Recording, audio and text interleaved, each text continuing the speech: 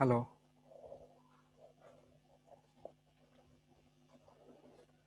आवाज आ रहा है? Yes, sir. हाँ क्या था last topic? Sir, intensive and extensive properties.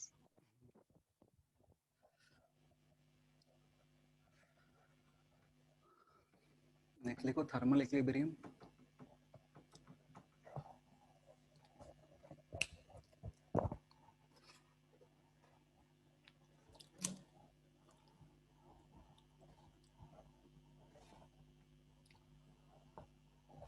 लिखना two bodies are said to be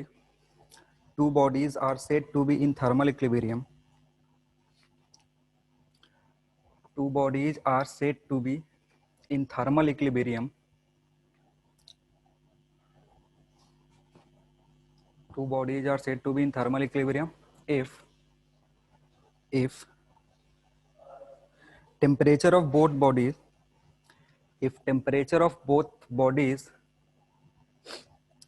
if temperature of both bodies is same.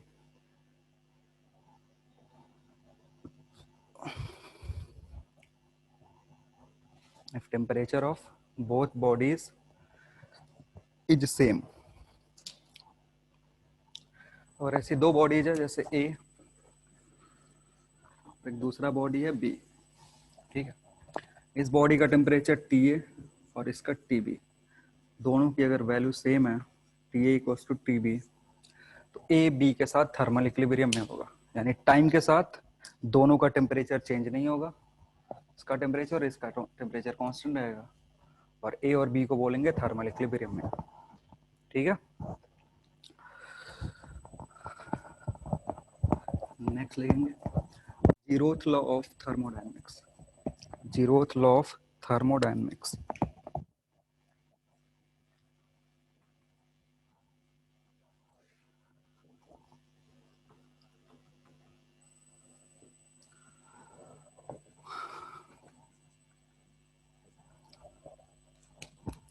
Zeroth law of thermodynamics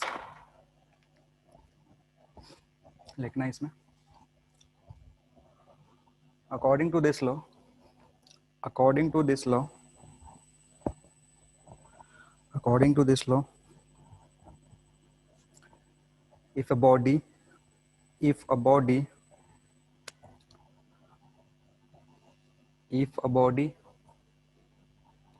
A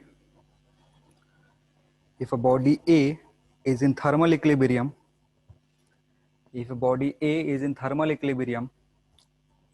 with body B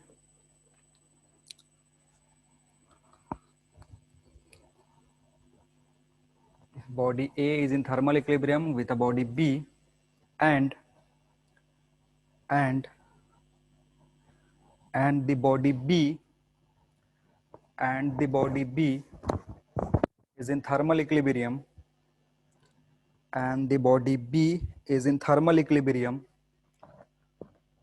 with another body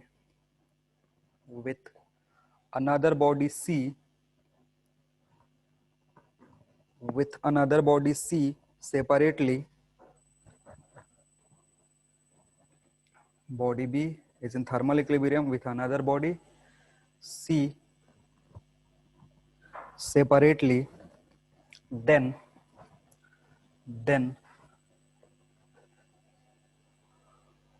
body A and C are also in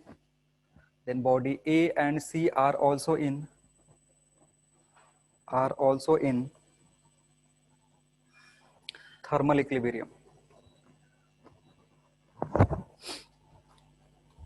ठीक है, अब इसमें हो क्या रहा है कि एक बॉडी है ए और एक दूसरा बॉडी है बी। ये जो दोनों बॉडी है ये थर्मल इक्विलिब्रियम में एक साथ, इसका टेम्परेचर टी ए और इसका temperature T B. Thermal equilibrium कहने का मतलब है टी ए का टेम्परेचर टी बी के बराबर होगा। ठीक है, और ये जो बॉडी बी है सेपरेटली एक दूसरी बॉडी टीसी से इक्विलिब्रियम में, यानी टीबी टेम्परेचर टीसी का टेम्परेचर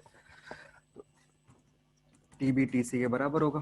बी और सी अगर थर्मल इक्विलिब्रियम में है, ठीक है, बी ए के साथ थर्मल इक्विलिब्रियम में था और सेपरेटली बी सी के साथ भी थर्मल इक्विलिब्रियम में था, तो कह रहा है कि ए और सी थर्मल इक्विलिब्रियम में होंगे एक दूसरे से। इनको बिना पास लाए हुए भी बता सकते हैं कि टी ए और टी सी का टेम्परेचर सेम होगा, ठीक है ना। जैसे हमने बी को पहले इसके पास ला करके चेक करा, ए के पास, तो क्या देखा कि ए के साथ थर्मल इक्विलिब्रियम में है। फिर बी को सी के पास लेके गए, सी के पास देखा कि सी से भी बी थर्मल इक्विलिब्रियम में है, तो सी और ए को पास लाने का जरूरत नहीं है, वहीं से बैठे बैठे बता सकते हो कि सी और ए पक्का थर्मल इक्विलिब्रियम में होगा। आ रही बात समझ में? तो क्या होगा, so T A is equal to T C.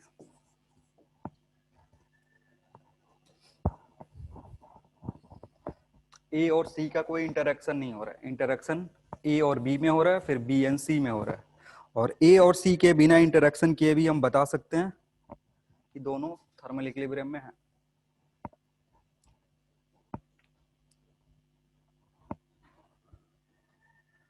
Next लिखना इसके नीचे, from this law, from this law, from this law concept of thermometer, from this law concept of thermometer,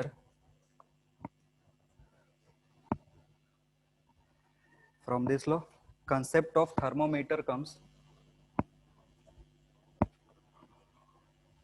concept of thermometer comes, here body B is acting as, here body B is acting as,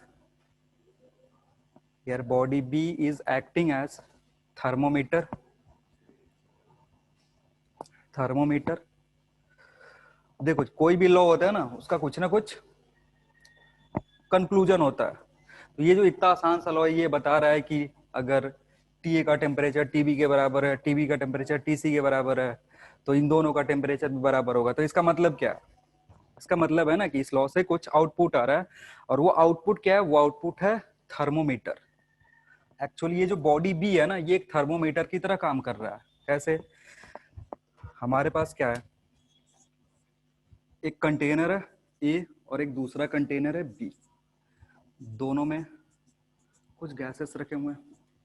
हमने एक thermometer लिया, major किया, इसका temperature कुछ आया, उसी thermometer से B को मेजर किया, यहाँ का तो कुछ थर्मोमीटर आया, टेम्परेचर आया। तो अगर यहाँ का रीडिंग और यहाँ का रीडिंग बराबर है, ए का रीडिंग और बी का रीडिंग बराबर है थर्मोमीटर का, तो इसका मतलब ए और बी का टेम्परेचर सेम है और ए और बी थर्मल इक्विलिब्रियम में है। क्लियर है? इसका नाम जीरोथ लॉ क्यों? हुआ क्या था कि ये जो लॉ है ना, ये फर्स्ट लॉ और सेकंड लॉ डिस्कवरी होने के बाद आया था। आर.एस. फॉलर इसके ये साइंटिस्ट थे, आर.एस. फॉलर, जिन्होंने ये लॉ दिया था। एक्चुअली में ये जो लॉ आया था, ये second law, first law of thermodynamics और सेकंड लॉ ऑफ थर्मोडायनेमिक्स के बाद आया था, लेकिन ये बहुत ही बेसिक लॉ था। बहुत ही बेसिक मतलब तुम देख ही सकते हो कितना आसान सा लॉ है। A B B C thermal equilibrium में, तो ए सी थर्मल इक्विलिब्रियम में होगा। तो इसको थर्ड लॉ नहीं बोल सकते थे, थर्ड लॉ ऑफ थर्मोडायनेमिक्स नहीं बोल सकते थे। और जो टेम्परेचर का डेफिनेशन है ना, वही जो थर्मोमीटर का डेफिनेशन है, यहाँ से आता है, जो कि बहुत ही बेसिक चीज है। क्योंकि पूरा हीट में हम टेम्परेचर की बात करते हैं, और टेम्परेचर मेजर किससे करते हैं? With the help of thermometer. तो इसको थर्ड लॉ नहीं बोल करके अब जो फर्स्ट लॉ और सेकंड लॉ बन चुके हैं, उनका नाम चेंज नहीं कर सकते थे, तो इसलिए इसको जीरोथ लॉ ऑफ थर्मोडायनेमिक्स बोला गया है। ऐसा और कहीं नहीं देखोगे जहां पे लॉ जो है वो जीरो से शुरू होते हैं। कभी जीरोथ लॉ ऑफ न्यूटन सुने हो? फर्स्ट लॉ ऑफ न्यूटन होता है, सेकंड लॉ ऑफ न्यूटन होता है, थर्ड लॉ ऑफ न्यूटन है, लेकिन इस केस में जीरोथ लॉ आता है क्योंकि इसके साथ थोड़ा सा वही सेकंड लॉ और फर्स्ट लॉ के बाद ही आया था और बेसिक था, इसलिए थर्ड लॉ ना बोल करके इसको जीरोथ लॉ बोला गया। नेक्स्ट लिखेंगे, next heading, modes of heat interaction, modes of heat interaction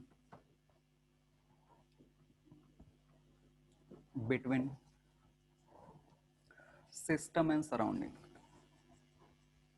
sorry, modes of energy interaction, modes of energy interaction modes of energy interaction between system and surrounding.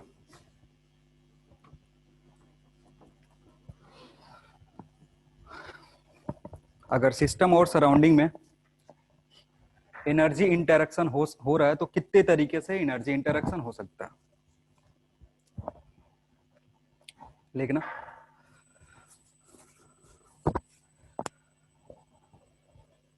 Energy interaction between system and surrounding, energy interaction between system and surrounding, energy interaction between system and surrounding takes place in terms of heat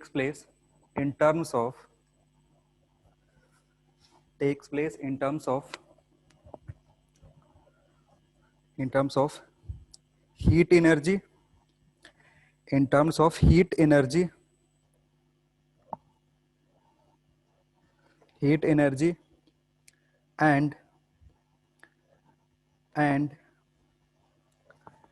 energy and work, in terms of heat energy and work। ठीक है, ये दो तरीका जिसको use करके system हम surrounding एक दूसरे से हीट इंटरेक्ट कर सकते हैं। जैसे एक सिस्टम है, ठीक है, तो अगर सिस्टम से कुछ एनर्जी बाहर की तरफ जा रहा है, ये सिस्टम और ये सराउंडिंग, ठीक है ना, सिस्टम से कुछ एनर्जी बाहर की तरफ जा रहा है सराउंडिंग को, या अपोजिट भी हो सकता है, सराउंडिंग से कुछ एनर्जी सिस्टम को आ रहा है, ठीक है ना। इंटरेक्शन बोल सकते हो, हीट एनर्जी इंटरेक्शन या फिर एनर्जी एक्सचेंज, दोनों सेम चीज है। तो अगर एनर्जी एक्सचेंज हो रहा है या एनर्जी इंटरेक्शन हो रहा है सिस्टम और सराउंडिंग के बीच में, दो तरीका, या तो हीट एनर्जी एक्सचेंज होगा या फिर वर्क एक्सचेंज होगा। ठीक, हीट एनर्जी एक्सचेंज करने का क्या मतलब है, जैसे अगर यहाँ पे एक कंटेनर है, इसमें वाटर है, इसको अगर फायर के ऊपर रखोगे तो क्या होगा, इसको अगर फायर के ऊपर रखते हो तो क्या होगा, फायर का जो हीट है वो ट्रांसफर किसको हो रहा है, वाटर को, ठीक है ना। तो ये तुम्हारा सिस्टम था। सिस्टम के बाहर जितनी भी चीजें होती हैं सबकी सब क्या है, सराउंडिंग है। अब हम इसके बाहर एक फायर बर्न करके रखना है, तो फायर से जो हीट प्रोड्यूस हो रहा है ना, वो वाटर को ट्रांसफर हो रहा है। ये एक तरीका है कि हम सिस्टम को एनर्जी दे रहे हैं तो किसके टर्म में दे सकते हैं, हीट के टर्म में दे सकते हैं। दूसरा तरीका क्या, जैसे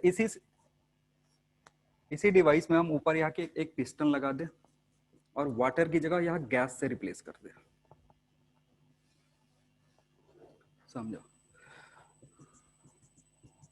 ये जो कंटेनर है, यहाँ पे ऊपर में पिस्टन लगा, पिस्टन को एक पुली से कनेक्ट करके यहाँ पे एक मास हैंग कर रहा है।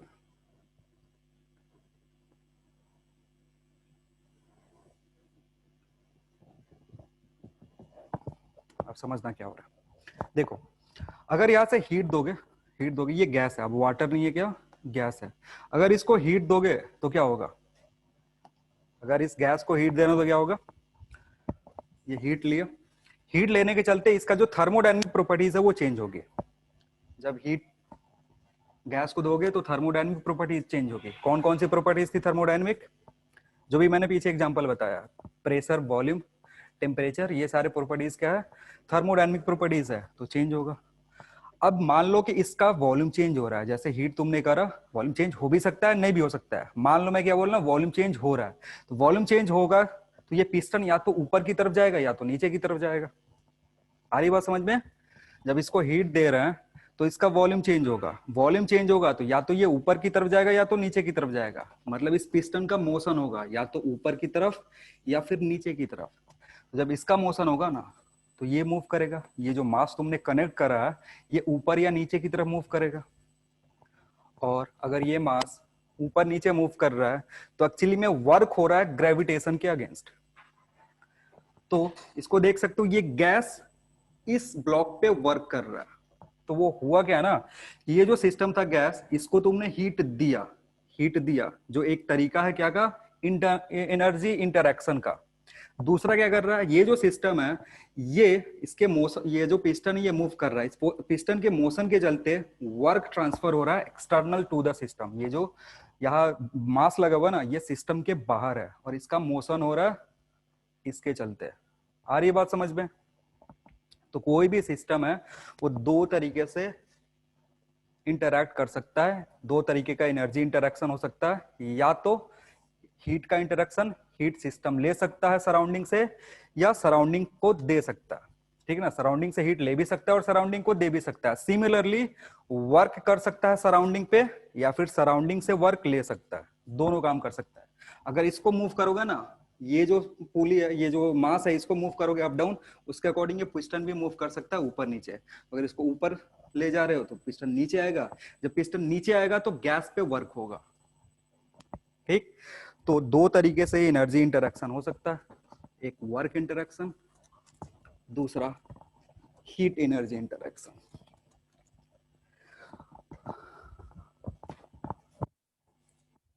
ठीक है, नेक्स्ट लिखेंगे,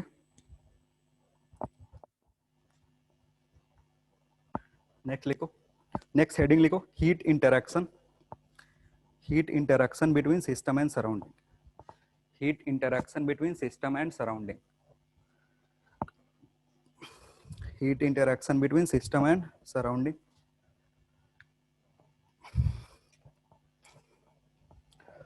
तो कैलोरीमेट्री में हमने थोड़ा सा पढ़ा था कि अगर किसी बॉडी को हीट करते हो, ठीक है, तो उसका टेम्परेचर चेंज होता है। किसी बॉडी को हीट करते हैं तो क्या होता है, उसका टेम्परेचर चेंज होता है। और वहां से एक लेसन आया था Q equals to ms delta T, याद है? अगर किसी भी बॉडी को हीट करोगे तो क्या होगा, सॉलिड को या लिक्विड को हीट करते थे कैलोरीमेट्री में, तो Q इज इक्वल टू क्या होता था, ms डेल्टा टी, जहां डेल्टा टी क्या था, टेम्परेचर चेंज था। सिमिलर प्रोसेस यहाँ भी होता है। अगर सिस्टम को हीट दोगे, सिस्टम यहाँ कौन है, गैस है, थर्मोडाइनमिक्स में पूरा हम गैस से डील करते हैं, गैस यहाँ पे सिस्टम है। तो अगर गैस को हीट दे रहे हो तो उसका टेम्परेचर इंक्रीज होगा। आ रही बात समझ में? अगर टेम्परेचर इंक्रीज हो रहा है तो इस तरीके का कुछ फॉर्मूला, ये जो फॉर्मूला है ये सबके लिए है। किसी भी सिस्टम को हीट दो, भले वो सॉलिड हो, लिक्विड हो, गैस हो, ये इक्वेशन लगेगा ms डेल्टा टी।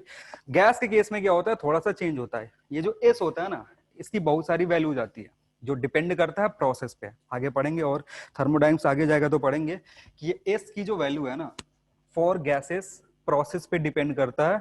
गैस के लिए इनफाइनाइट नंबर ऑफ वैल्यू होता है s का, जो कि प्रोसेस पे डिपेंड करेगा। अलग अलग प्रोसेस, जैसे अगर आइसोथर्मल प्रोसेस है उसके लिए s की वैल्यू, अगर आइसोबारिक प्रोसेस है, आइसोकोरिक प्रोसेस है, ये डिफरेंट टाइप के प्रोसेसेस है जिनमें अलग अलग प्रोसेस के लिए अलग अलग इसकी वैल्यू होगी, ठीक।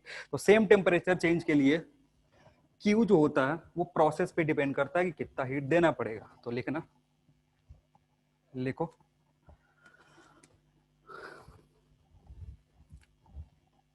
लिखना, when heat is supplied to a system, when heat is supplied to a system, when heat is supplied to a system, its temperature increases. When heat is supplied to a system, its temperature increases,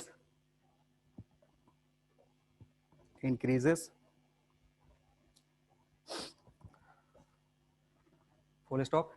Increase in temperature, increase in temperature, increase in temperature is directly proportional to, increase in temperature is directly proportional to heat supplied, is directly proportional to heat supplied, that is Q is equal to, yeah, Q is directly proportional to delta T, that is Q is directly proportional to delta T।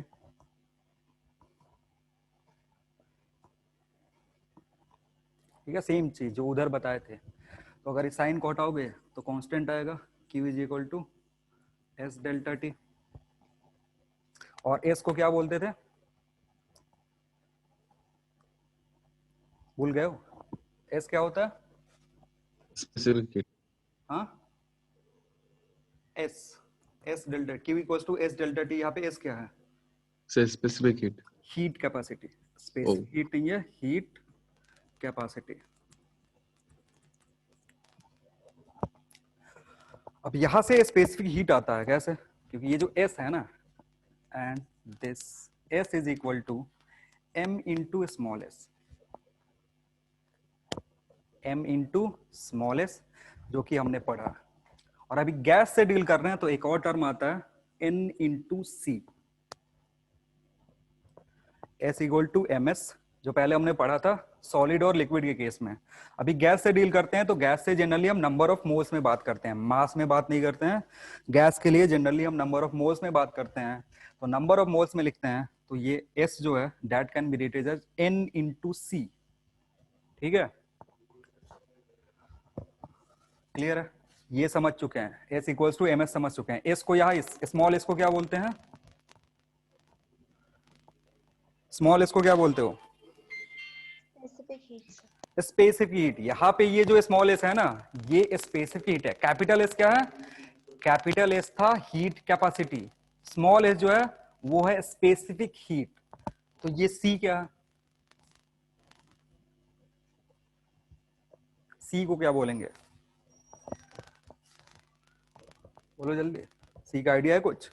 सी को बोलते हैं molar heat capacity, सी को क्या बोलेंगे, molar heat capacity. ऐसे लिख सकते हो, वेयर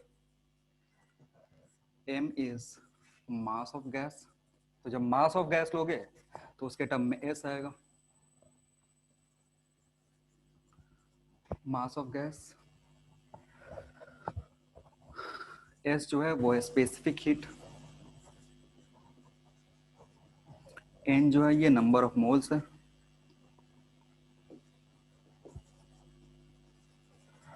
और c जो है ये है मोलर हीट कैपेसिटी।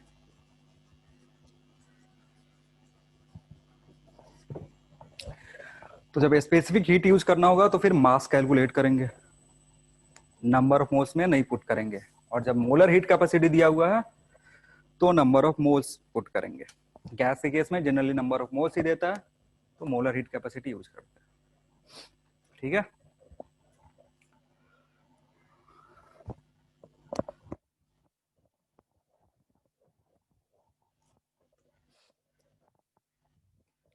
नोट में लिखो, for gases, for gases, for gases heat capacity, heat capacity for gases, heat capacity depends on depends on process, depends on process, depends on process during which heat is supplied to the system, depends on process during which heat is supplied to the system, depends on process during which heat is supplied to the system, full stop. For a gas, for a gas, for a gas, infinite number of, for a gas infinite number of, for a gas infinite number of heat capacity is possible, infinite number of heat capacity is possible.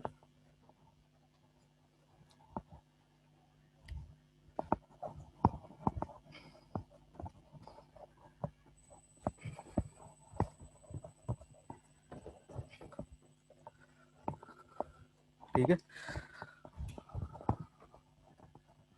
Next heading लिखेंगे heat capacity for different processes, heat capacity for different processes.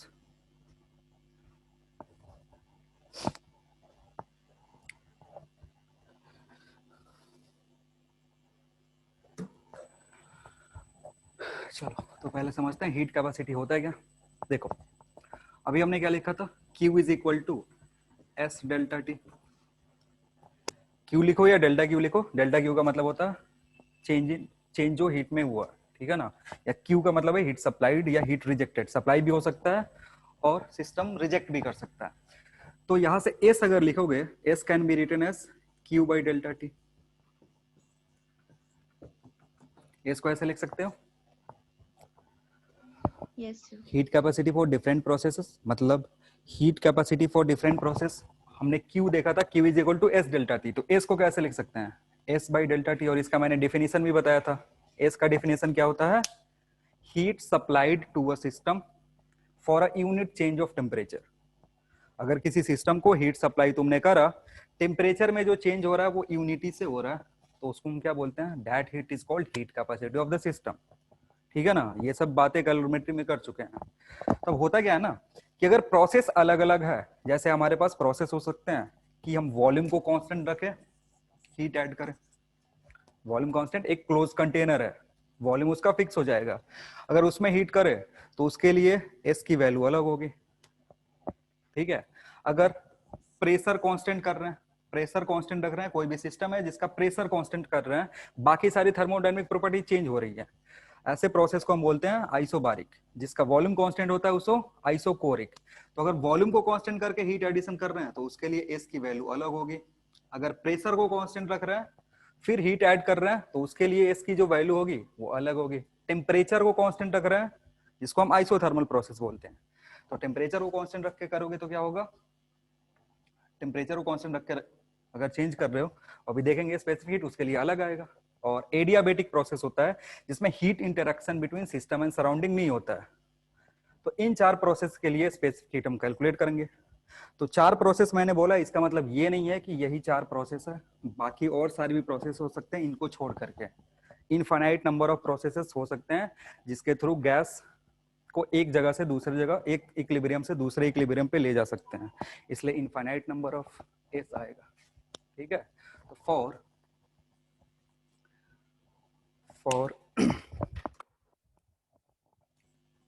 Constant volume process,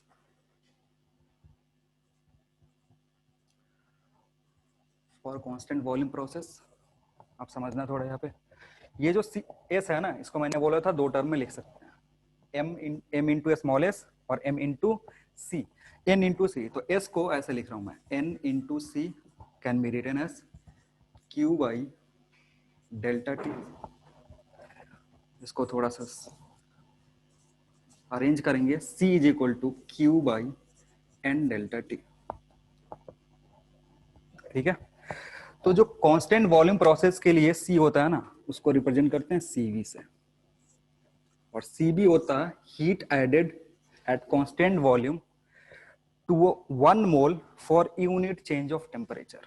CV का मतलब समझना, it is the amount of heat added to 1 mole of gas for unit change of temperature. Amount of heat added to 1 mole for unit change. तो जो amount of heat है पर amount of heat मतलब per unit temperature change per unit mole is called specific heat capacity, sorry molar heat capacity for constant volume process. ये सी क्या है, सी को किससे रिप्रेजेंट कर रहे हैं, सी क्या है, मोलर हीट कैपेसिटी। ठीक है ना, मोलर हीट कैपेसिटी क्योंकि एन से डिवाइडेड है इधर, अगर इसी को एम से डिवाइड करते तो स्पेसिफिक हीट कैपेसिटी आता। तो गैस के केस में जनरली हम स्पेसिफिक में डील नहीं करते हैं, मोलर से ही डील करते हैं, इसलिए तुमको सीवी दिखेगा, सीपी दिखेगा। सीपी कब आएगा, कांस्टेंट वॉल्यूम के केस में, सॉरी कांस्टेंट प्रेशर के केस में। फॉर कांस्टेंट प्रेशर के लिए सीपी की जो वैल्यू होगी दैट विल बी क्यूपी।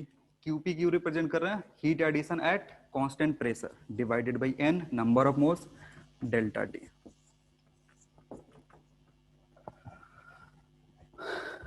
ठीक है, कांस्टेंट प्रेशर पे जो हीट ऐड की है जिसके चलते टेम्परेचर में यूनिट चेंज हुआ for 1 mole of gas, that is called molar heat capacity at constant pressure. इन दोनों का बहुत ज्यादा जरूरत पड़ता है। ठीक है, और ये सीपी जो सीपी सीवी है ना, प्रोसेस पे डिपेंड करेगी और जो गैस का टाइप है उस पर भी डिपेंड करता है। For monoatomic gas, diatomic gas, triatomic gas अलग अलग वैल्यू होता है सीपीसीवी का। प्रोसेस पे भी डिपेंड करता है और किस टाइप का गैस है उस पे भी डिपेंड करता है।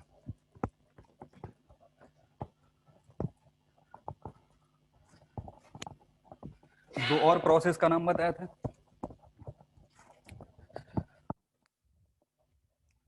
For thermodynamic for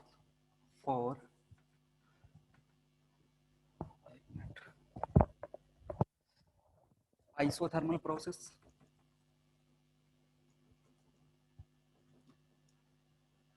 isothermal process मतलब टेम्परेचर कांस्टेंट। अगर टेम्परेचर कांस्टेंट है, टेम्परेचर कांस्टेंट है, समझना यहाँ पे C is equal to Q divided by N delta T। अगर टेम्परेचर कांस्टेंट हो गया तो डेल्टा T कितना हो जाएगा? 0. 0। तो आइसोथर्मल प्रोसेस के लिए ना C अनडिफाइंड होता है क्योंकि delta Q divided by 0, Q divided by 0 कितना हो गया? अनडिफाइंड, इसको डिफाइन नहीं कर सकते हैं। तो for isothermal process C undefined है, तो इसमें नीचे लिख सकते हो for isothermal process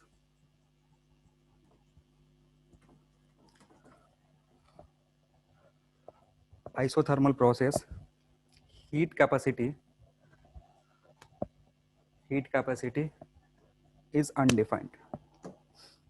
Heat capacity is undefined.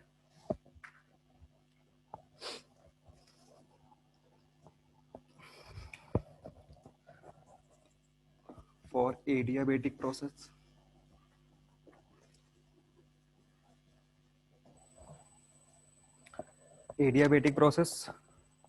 Again C क्या लिखेंगे? C is equal to Q N delta T। Adiabatic process के केस में ना Q जो होता है वो 0 होता है। एडियाबेटिक प्रोसेस एक ऐसा प्रोसेस है जिसमें सिस्टम और सराउंडिंग एक दूसरे से हीट इंटरेक्शन नहीं करते हैं। प्रोसेस ये बताएंगे जब डेफिनेशन लिखाएंगे एडियाबेटिक प्रोसेस का, तो उसमें बताएंगे कि एक ऐसा प्रोसेस है जिसमें सिस्टम एंड सराउंडिंग के बीच में हीट इंटरेक्शन नहीं होता।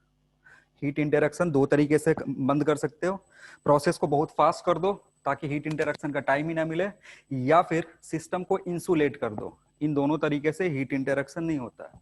तो जब एडियाबेटिक प्रोसेस होगा Q 0 तो C की वैल्यू 0 हो जाएगी। Q जो होता we have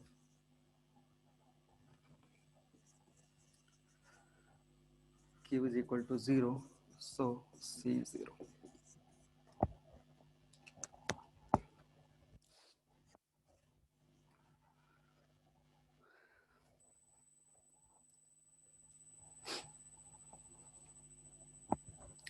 चार प्रोसेस का मैंने यहां बताया, यही चार प्रोसेस हमें पढ़ना। इसका मतलब ये नहीं है कि चार ही तरीके का हीट कैपेसिटी होगा, मैंने बोला ही पहले कि और भी बहुत सारे प्रोसेस हो सकते हैं अदर देन दिस, और उसके चलते अलग अलग हीट कैपेसिटी आएगा। तो चार में दो का तो हमें एक डायरेक्टली दिख गया, एक का अनडिफाइंड है, एक का 0 है। एडियाबेटिक प्रोसेस के केस में 0 है, आइसोथर्मल के केस में अनडिफाइंड है। बचा कौन सा? Isothermal, sorry isobaric. आइसोबारिक मतलब कांस्टेंट प्रेशर, और आइसोकोरिक मतलब कांस्टेंट वॉल्यूम। उसके केस में हमने देखा, उसके केस में जो वैल्यू होगा वो प्रोसेस पे डिपेंड कर रहा है, और साथ ही साथ किस टाइप का गैस है उस पर भी डिपेंड करेगा। आगे और डिटेल में पढ़ेंगे उसको। तो ये हीट इंटरेक्शन हो गया। नेक्स्ट बात करते हैं work interaction. Work interaction between system and surrounding.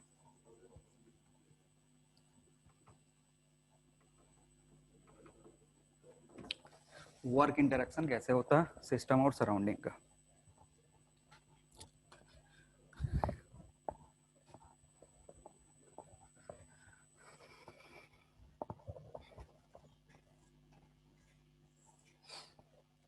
ये एक सिलेंडर है, इसमें एक मूवेबल पिस्टन लगा हुआ है,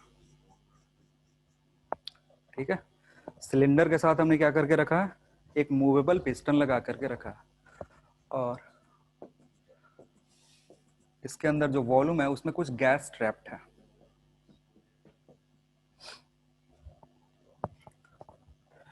अब देखो ये जो पिस्टन है ना, ये जो पिस्टन है ये मूव कर सकता है। सिरिंज देखे हो ना, सिरिंज, सिरिंज में, अरे Yes, सिरिंज sir. देखे हो ना, तो सिरिंज में क्या होता है, वो जो प्लंजर होता है जिसको हम प्रेस करते हैं तो लिक्विड बाहर आता है थ्रू द नीडल। वैसा ही कुछ ये भी सिस्टम है, लेकिन ये जो प्लंजर है ना, यहाँ पे इसको क्या बोलना है, पिस्टन बोलना है। और इधर जहाँ से फ्लूइड बाहर आता है नीडल से, वो नीडल वाला पोर्शन बंद करके रखें। तो इसके अंदर जो गैस है ना वो ट्रैप्ड हो गया।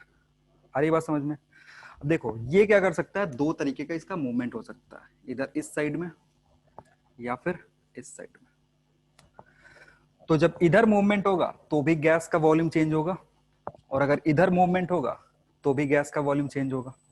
पिस्टन को राइट मूव कराओ या लेफ्ट मूव करवाओ, वॉल्यूम चेंज हो रहा है, होगा।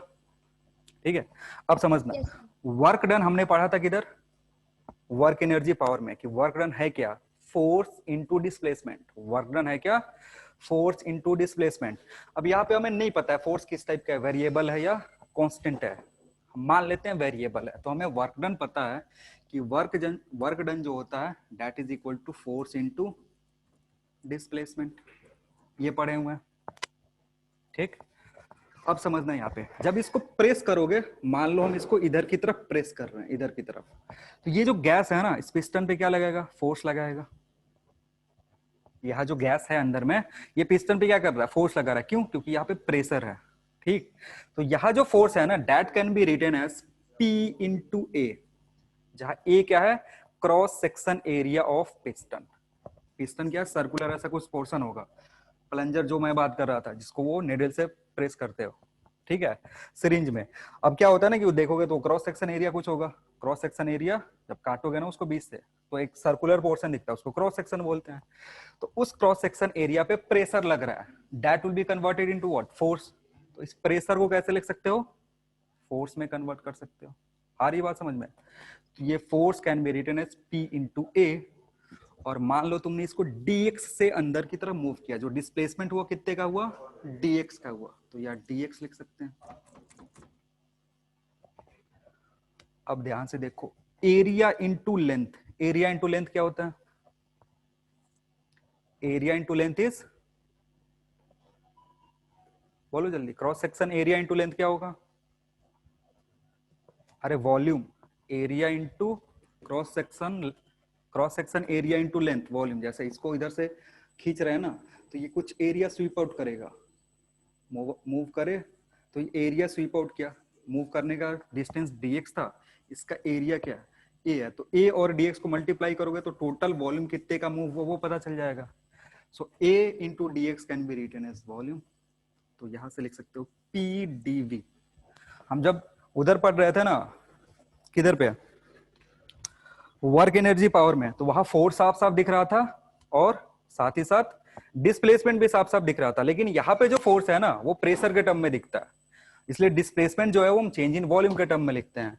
तो वर्क डन जो होता है वो होता है P dv, या फिर work can be written as P delta v। Integration को हटाओगे तो लार्ज टर्म में dv can be written as delta v, P delta v। Clear है? तो अगर वर्क इंटरेक्शन निकालना है, वर्क इंटरेक्शन निकालना है इन केस ऑफ थर्मोडाइनम्स, तो क्या यूज करेंगे, P इंटू डेल्टा वी।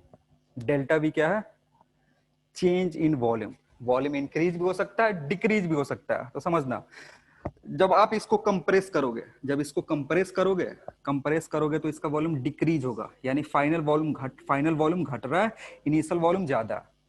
जब ये इधर की तरफ फोर्स लगाएगा, जब यहाँ का प्रेशर ज्यादा है, तो ये इसको इधर की तरफ डिस्प्लेस करेगा, गैस इस पिस्टन को राइट की तरफ डिस्प्लेस करेगा, यानी पिस्टन पे वर्क कर रहा है कौन, गैस। पहले क्या था, पिस्टन गैस पे वर्क कर रहा है, जब ये मूवमेंट होगा लेफ्ट की तरफ, और जब ये पिस्टन राइट की तरफ मूव होगा तो गैस पिस्टन पे वर्क करेगा, और पिस्टन से जो भी चीज कनेक्ट करके रखोगे उस पे वर्क होगा। ठीक है, तो हीट इंटरेक्शन मैंने बताया, हीट इंटरेक्शन कैसे निकालेंगे, क्यू सी डेल्टा टी, ठीक है ना, या Q N C delta T, number of moles अगर दिया हुआ है तो, और सी डिपेंड करेगा प्रोसेस पे, सी बी सी पी आएगा। अगर वॉल्यूम कांस्टेंट वॉल्यूम प्रोसेस है तो सी बी लिखेंगे, कांस्टेंट प्रेशर प्रोसेस है तो सी पी लिखेंगे। और अगर वर्क इंटरेक्शन हो रहा है तो वर्क इंटरेक्शन में खोजेंगे कि प्रेशर कितना है, वॉल्यूम कितना है। क्लियर? डायग्राम बनाए थे? हाँ सर, बना लीजिए। चलो ठीक है, तो ये वर्क इंटरेक्शन हो गया। नेक्स्ट हेडिंग लिखेंगे internal energy. Internal energy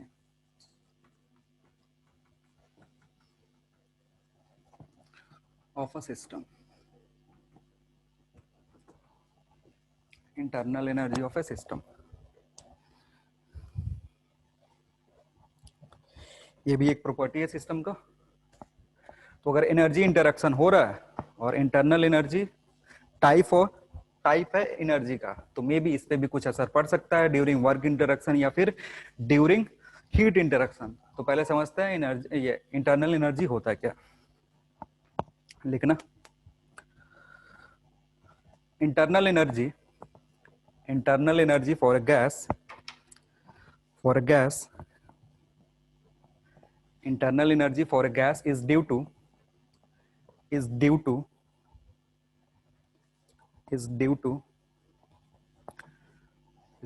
kinetic energy, kinetic energy of molecules of gas, is due to kinetic energy of molecules of gas, is due to kinetic energy of molecules of gas for ideal gas, for ideal gas, for ideal gas, and it is equal to, and it is equal to kinetic energy, and it is equal to kinetic energy and potential energy, kinetic energy and potential energy, kinetic energy and potential energy of gas molecules, of gas molecules for gas molecules for real gas, for real gas,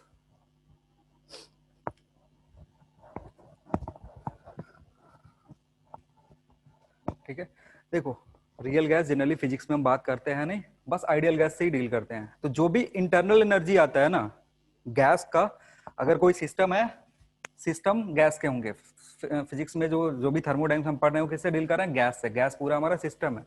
तो उस system की अगर internal energy का बात कर रहे हैं ना, तो इसका मतलब है हम बात कर रहे हैं उसका काइनेटिक एनर्जी का, जो भी ईच मॉलिक्यूल से आ रहा है। जैसे एक बॉक्स है, इस बॉक्स में क्या गैस है। अब काइनेटिक थ्योरी ऑफ गैसेस जब पढ़ेंगे ना, तो उसमें बताएंगे कि ये जो गैस होते हैं ना, ये इनका रैंडम मोशन होता है, ठीक है ना। किसी सर्टेन वेलोसिटी से ये गैस पार्टिकल्स जो होते हैं वो हमेशा मोशन में होते हैं, ठीक है ना। तो उस मोशन के चलते काइनेटिक एनर्जी आएगा। तो हर एक मॉलिक्यूल का कुछ ना कुछ काइनेटिक एनर्जी है, और अगर हर एक मॉलिक्यूल के काइनेटिक एनर्जी को ऐड कर दो तो जो टोटल एनर्जी आएगा that will be what, that will B internal energy, ठीक है ना। कब, जब यहाँ पे आइडियल गैस है तो। और जैसे ये रियल गैस होता है ना, तो काइनेटिक एनर्जी तो होता ही है, साथ ही साथ रियल गैस के केस में गैस मॉलिक्यूल्स एक दूसरे से इंटरैक्ट भी करते हैं, तो इंटरैक्शन के चलते पोटेंशियल एनर्जी भी आता है। आ रही है बात समझ में? तो ये जो चीज है ये माइक्रोस्कोपिक है, मॉलिक्यूल्स के अंदर ये सारी चीजें माइक्रोस्कोपिक है, लेकिन हमें उससे डील नहीं करना, हमें इंटरनल एनर्जी से डील करना है। इंटरनल एनर्जी है क्या? इंटरनल एनर्जी है sum of kinetic energy of all the particles for ideal gas. अब देखो होता क्या है कि टेम्परेचर अगर चेंज होगा, टेम्परेचर अगर इंक्रीज करोगे, टेम्परेचर इंक्रीज करोगे तो जो वेलोसिटी है पार्टिकल का वो इंक्रीज होगा। आ रही है बात समझ में? जैसे ही टेम्परेचर चेंज करते हैं तो क्या होता है, पार्टिकल का जो रैंडम मोशन होता है वो इंक्रीज हो जाता है। और रैंडम मोशन अगर वेलोसिटी इंक्रीज हो रहा है तो उसके चलते काइनेटिक एनर्जी पार्टिकल का इंक्रीज होगा, और अगर काइनेटिक एनर्जी इंक्रीज हो रहा है तो इंटरनल एनर्जी इंक्रीज होगा, ठीक है। तो किसी भी सिस्टम का अगर टेम्परेचर बढ़ा रहे हो तो एक्चुअली में कर क्या रहे हो, उसका इंटरनल एनर्जी इंक्रीज कर रहे हो। इंटरनल एनर्जी क्यों इंक्रीज होगा? क्योंकि internal energy for ideal gas is basically what, kinetic energy of molecules. और जैसे ही काइनेटिक एनर्जी की बात आएगी, काइनेटिक एनर्जी होता क्या है? Half mv²। वेलोसिटी जो है वो टेम्परेचर पे डिपेंड करता है, तो टेम्परेचर बढ़ाओगे तो वेलोसिटी बढ़ेगा, वेलोसिटी बढ़ेगा तो काइनेटिक एनर्जी बढ़ेगा, काइनेटिक एनर्जी बढ़ेगा तो इंटरनल एनर्जी बढ़ेगा। क्लियर है? आगे बढ़े। और इंटरनल एनर्जी को हम रिप्रेजेंट करते हैं Yes, यू sir. से। ठीक है, चलो अब समझते हैं फर्स्ट लॉ ऑफ थर्मोडायनेमिक्स क्या होता है। हेडिंग लिखेंगे first law of thermodynamics.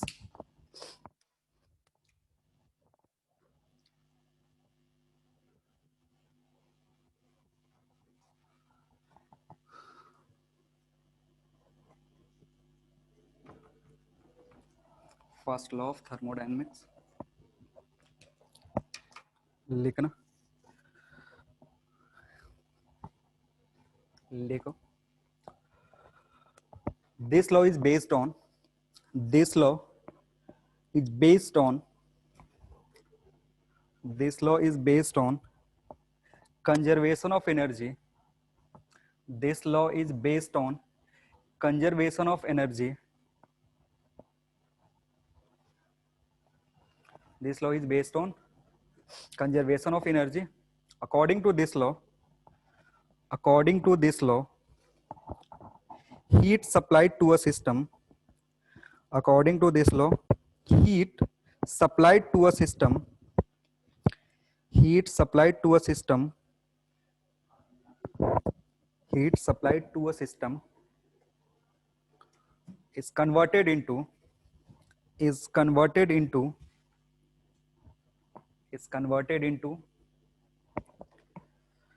is converted into change in internal energy of the system, is converted into, converted के पहले partially लगा दो, partially converted into, partially converted into change in internal energy of the system,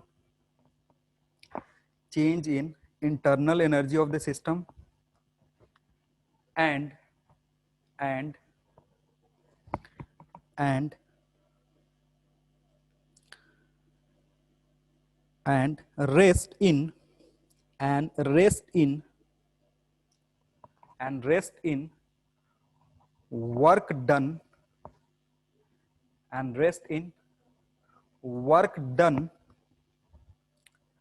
work done by the system, work done by the system।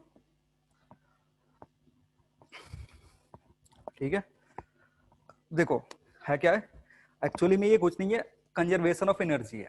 ठीक है ना, system को हम क्या कर रहे हैं, एक सिस्टम है, अगेन वही वाला, जैसे एक पिस्टन लगा करके रखे हैं, इस पिस्टन को हमने क्या करा, कनेक्ट कर दिया एक पुली से, और इधर से एक मास हैंग कर दिया, यहां से हीट सप्लाई कर रहा है। ठीक है, गैसेस है कुछ, हीट सप्लाई करा। अब जब हीट सप्लाई करेंगे ना, तो ये जो हीट है ना, ये दो तरीके के प्रोसेस में जा सकता है। एक, ये हीट इस सिस्टम का, ये जो गैस यहाँ पे ट्रैप्ड है, इसका इंटरनल एनर्जी बढ़ा सकता है, क्योंकि टेम्परेचर, हीट दोगे तो टेम्परेचर इंक्रीज होगा, टेम्परेचर इंक्रीज होने का मतलब है कि सिस्टम का इंटरनल एनर्जी बढ़ेगा। दूसरा एक काम और पॉसिबल है कि इसका वॉल्यूम चेंज करवा, और वॉल्यूम चेंज करवाने के चलते ये अप एंड डाउन मोशन हो सकता है। तो अगर ये ऊपर की तरफ जाएगा, ये नीचे की तरफ जाएगा, यानी इस पे वर्क हो रहा है। जो भी हम हीट देंगे, दो पॉसिबिलिटी है, दो तरीके का पॉसिबिलिटी है कि या तो पार्शियल, कुछ जो पोर्शन है उसका वो इंटरनल एनर्जी को चेंज करवाए सिस्टम का, और दूसरा सिस्टम से वर्क करवा दे। ठीक है ना, तो जो हीट दे रहे हो चेंज जा किस में रहा है, इंटरनल एनर्जी में और वर्क में। जो भी हम खर्च कर रहे हैं उससे हमें दो फायदे हो रहे हैं, सिस्टम का इंटरनल एनर्जी चेंज हो रहा है, साथ ही साथ वर्क हो रहा है। वही है फर्स्ट लॉ ऑफ थर्मोडायनेमिक्स, बोलता है अगर हीट दे रहे हो सिस्टम को तो पार्शियल उसका इंटरनल एनर्जी को चेंज करवाता है, और पार्शियल जो बचता है वो वर्क करता है। तो दैट इज जो डेफिनेशन लिखा है उसको एक लाइन में लिखोगे तो that is delta Q is equal to delta U plus delta W. ठीक है, डेल्टा क्यू किसके बराबर होगा, delta Q will be equal to delta U plus delta Q will be equal to delta U plus delta W, जहां delta Q क्या है, heat supplied to the system, heat supplied to the system, delta W जो है वो है delta W है work done by the system, और delta U जो है ये है change in internal energy of the system. जितना एनर्जी दिया वो दो काम करा, और इसलिए इसको बोलते हैं, ये आया कहाँ से है, कंजर्वेशन ऑफ एनर्जी से। कंजर्वेशन ऑफ एनर्जी का मतलब फर्स्ट लॉ ऑफ थर्मोडायनेमिक्स।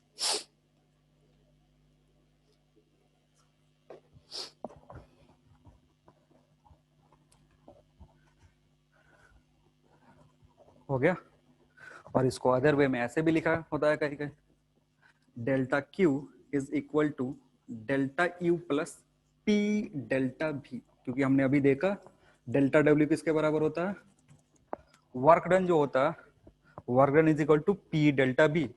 तो फर्स्ट लॉ ऑफ थर्मोडायनेमिक्स ऐसे भी लिखते हैं, delta Q equal to delta U plus P D V या पी डेल्टा वी।